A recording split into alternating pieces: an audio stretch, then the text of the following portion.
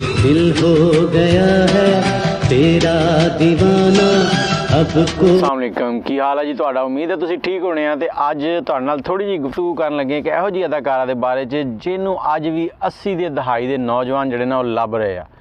ਉੱਦਾਂ ਤੇ ਬਹੁਤ ਸਾਰੀਆਂ ਅਦਾਕਾਰਾ ਆਈਆਂ ਪਰਦੇ ਤੇ, ਲੇਕਿਨ ਛਾ ਗਈਆਂ। ਇੱਕ ਇਹੋ ਜਿਹੀ ਅਦਾਕਾਰਾ ਆਈ ਹੈ ਜਿਹੜੀ ਛਾ ਗਈ, ਲੇਕਿਨ ਉਹਦੇ ਜਿਹੜੇ ਚਾਹਣ ਵਾਲੇ ਆ ਉਹ ਅੱਜ ਵੀ ਉਹਨੂੰ ਪਰਦੇ ਦੀ ਸਕਰੀਨ ਤੇ ਵੇਖਣਾ ਚਾਹੁੰਦੇ ਆ। ਉਹ ਲੱਭ ਰਹੇ ਆ ਕਿ ਉਹ ਕਿੱਥੇ ਗਈ ਆ। ਅੱਜ ਉਹਦੇ ਬਾਰੇ ਹੀ ਗੱਲ ਕਰਾਂਗੇ। ਉਹਦਾ ਨਾਂ ਹੈ ਜੀ ਨੀਲੋ। ਅੱਜ ਅਸੀਂ ਗੱਲ ਕਰਾਂਗੇ ਨੀਲੀ ਦੇ ਬਾਰੇ 'ਚ, ਜਿਨ੍ਹਾਂ ਦਾ ਅਸਲੀ ਨਾਂ ਸੀਗਾ ਜੀ ਨੀਲੋਫਰ। ਨੀਲੋਫਰ ਕਿਸ ਤਰ੍ਹਾਂ ਕੈਮਰੇ ਤੇ ਆਏ ਤੇ ਕੈਮਰਾ ਛੱਡ ਕੇ ਕਿੱਥੇ ਚਲੇ ਗਏ, ਅੱਜ ਕੱਲ੍ਹ ਉਹ ਕਿੱਥੇ ਰਹਿ ਰਹੇ ਆ, ਕਿਹੋ ਜਿਹੀ ਜ਼ਿੰਦਗੀ ਗੁਜ਼ਾਰ ਰਹੇ ਆ ਤੇ ਉਹ ਕੀ ਕਰਦੇ ਆ, ਕਿਉਂ ਉਹਨਾਂ ਨੇ ਕੈਮਰੇ ਦੀ ਦੁਨੀਆ ਛੱਡ ਦਿੱਤੀ, ਇਹ ਸਾਰੀਆਂ ਗੱਲਾਂ ਤੁਹਾਡੇ ਨਾਲ ਡਿਸਕਸ ਕਰਾਂਗੇ। ਉਸ ਤੋਂ ਪਹਿਲੇ ਤੁਸੀਂ ਸਾਡੇ ਚੈਨਲ ਨੂੰ ਸਬਸਕ੍ਰਾਈਬ ਕਰ ਲਓ, ਬੈਲ ਦਾ ਆਈਕਨ ਦਬਾ ਲਓ ਤਾਂ ਕਿ ਸਾਡੀਆਂ ਸਾਰੀਆਂ ਵੀਡੀਓ ਤੁਹਾਨੂੰ ਮਿਲਦੀਆਂ ਰਹਿਣ।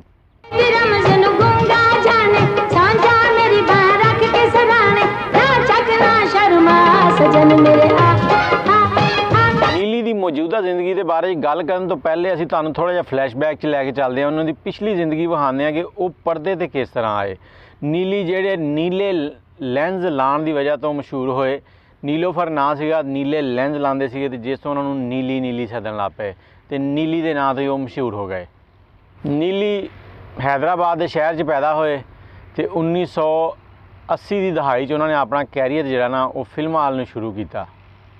ਇਸ ਦੌਰ ਦੇ ਵਿੱਚ ਫਿਲਮ ਸਟਾਰ ਅੰਜਮਨ ਜਿਹੜੀ ਸੀ ਉਹ ਅਰੂਜ 'ਤੇ ਸੀਗੀ। ਪੰਜਾਬੀ ਫਿਲਮਾਂ ਦਾ ਦੌਰ ਚੱਲ ਰਿਹਾ ਸੀਗਾ ਅਤੇ ਫਿਲਮ ਇੰਡਸਟਰੀ ਬੜੀ ਹਲਚਲ ਸੀਗੀ ਅਤੇ ਭਰੇ ਹੋਏ ਜਿਸਮ ਵਾਲੀਆਂ ਜਿਹੜੀਆਂ ਐਕਟਰਾਂ ਸੀ ਨਾ ਉਹਨਾਂ ਨੂੰ ਬੜਾ ਪਸੰਦ ਕੀਤਾ ਜਾਂਦਾ ਸੀਗਾ।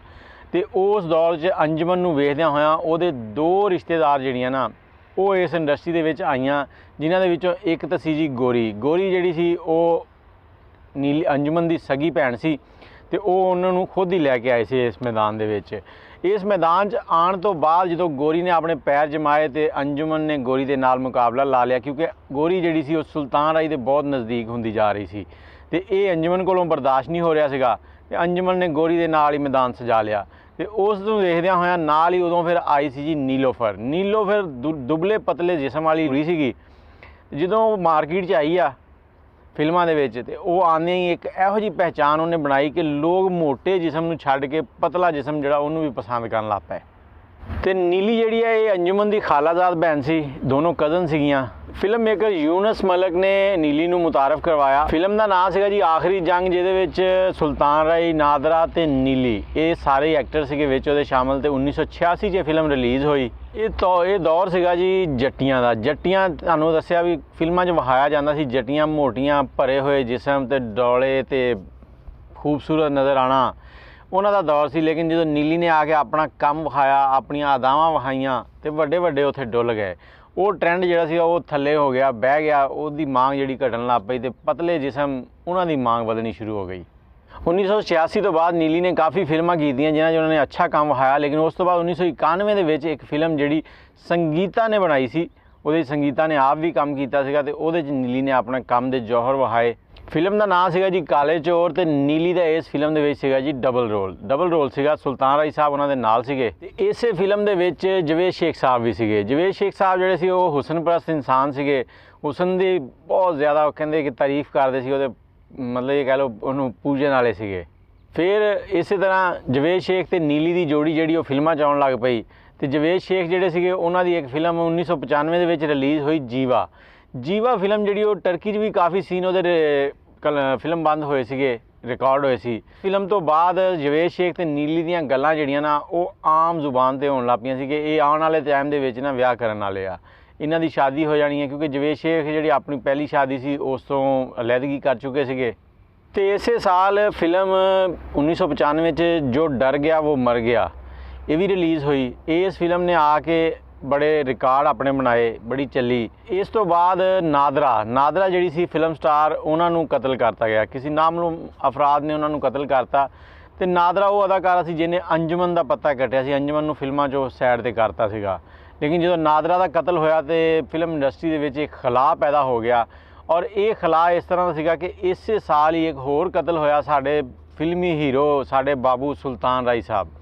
ਇੱਕ ਇਹੋ ਜਿਹੇ ਅਦਾਕਾਰ ਜਿਹਦੀ ਕਦੀ ਕਮੀ ਪੂਰੀ ਨਹੀਂ ਹੋ ਸਕਦੀ। 1996 ਉਹਨਾਂ ਦੀ ਵੀ ਆਖਰੀ ਫਿਲਮ ਉਦੋਂ ਹੀ ਰਿਲੀਜ਼ ਹੋਈ ਸੀ, ਸਖੀ ਬਾਦਸ਼ਾਹ। ਉਹਨੇ ਵੀ ਬੜੇ ਰਿਕਾਰਡ ਬਣਾਏ ਸੀਗੇ ਅਤੇ ਸੁਲਤਾਨ ਰਾਈ ਸਾਹਿਬ ਦਾ ਵੀ ਕਤਲ ਹੋ ਗਿਆ ਸੀ। ਇਸ ਤੋਂ ਬਾਅਦ ਜਿਹੜੀ ਪਾਕਿਸਤਾਨੀ ਫਿਲਮ ਇੰਡਸਟਰੀ ਸੀ ਨਾ ਉਹਦੇ ਤੇ ਜ਼ਵਾਲ ਸ਼ੁਰੂ ਹੋ ਗਿਆ ਤੇ ਉਹ ਦੁਬਾਰਾ ਸਹੀ ਤਰ੍ਹਾਂ ਉੱਠ ਨਹੀਂ ਸਕੀ। ਲੇਕਿਨ ਨੀਲੀ ਆਪਣੀ ਕੁਝ ਫਿਲਮਾਂ ਉਹਨੇ ਕੀਤੀਆਂ, ਉਹਨਾਂ ਨੂੰ ਅੱਛੀ ਤਰ੍ਹਾਂ ਕੰਮ ਨਹੀਂ ਮਿਲਿਆ। ਉਸ ਤੋਂ ਬਾਅਦ ਉਹ ਪਰਦੇ ਤੋਂ ਗਾਇਬ ਹੋ ਗਏ। 1996 ਦੀ ਫਿਲਮ ਨੀਲੀ ਦੀ ਜਿਹੜੀ ਚੀਫ ਸਾਹਿਬ ਸੀ ਨਾ, ਉਸ ਤੋਂ ਬਾਅਦ ਨੀਲੀ ਨੇ ਜਿਹੜੀ ਵੀ ਫਿਲਮ ਕੀਤੀ ਕੋਈ ਵੀ ਫਿਲਮ ਕਾਮਯਾਬ ਨਹੀਂ ਹੋਈ।